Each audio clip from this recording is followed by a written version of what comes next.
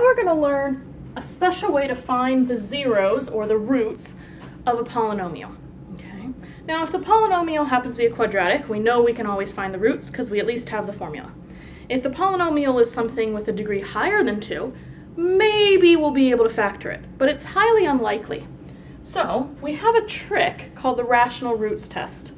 It says if you have a polynomial with integer coefficients, nice pretty whole numbers, then every rational root, meaning root that can be written as a fraction, has the form p over q, where the numerator p divides the constant term of the polynomial, and the denominator q divides the leading coefficient of the polynomial. Okay, so let's look at this first equation. The list of possible roots based on the rational root theorem is, I need a plus or minus because both positive and negative numbers divide things.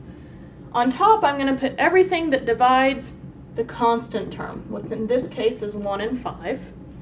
On bottom, I'm going to put everything that divides the leading coefficient, 1, 2, 3, and 6. And then I'm going to come up with all possible divisions of something on top and something on bottom. So I could get 1 over 1, 5 over 1, 1 over 2, 5 over 2, 1 over 3, 5 over 3, and 1 over 6, 5 over 6.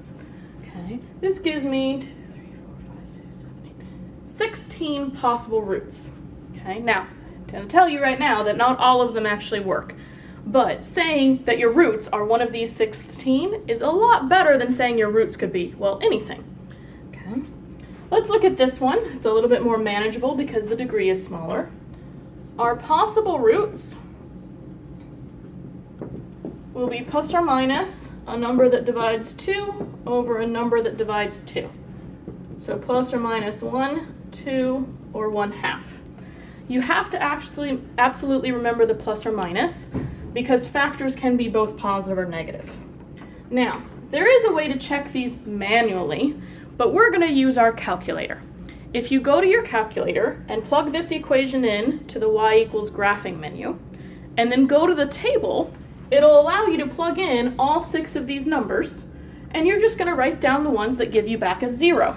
Okay, so when we go to our calculator, it gives us a 0 when we plug in 1, 1/2, and minus 2. So those are our 3 roots of this polynomial.